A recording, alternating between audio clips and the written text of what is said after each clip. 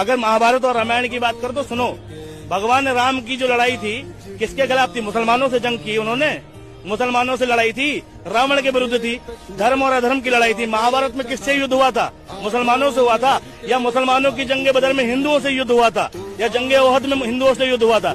जब मुसलमानों की किताब में कोई झगड़ा हिंदुओं से नहीं था, हिंदुओं की किताब में कोई झगड़ा मुसलमानों से नहीं था, फिर देश में हिंदू मुस्लिम क्यों कौन कर रहा है? मंदिर मस्जिद के नाम पे कौन कर रहा है? राजनीति तो करा रही है, देश का पॉलिटिकल सिस्टम ही तो करा रहा है, देश के बड़े बड़े नेता ही तो करा रहे हैं। हिंदू की किसी धर्म के ग्रंथ में किताब में उठा के देख लेना, कहीं पर दूर दूर तक नहीं मिलेगा कि मुसलमानों का आक्रमण हुआ, मुसलमान ने श्री कृष्ण से युद्ध किया, अर्जुन से युद्ध किया, ये किया वो किया।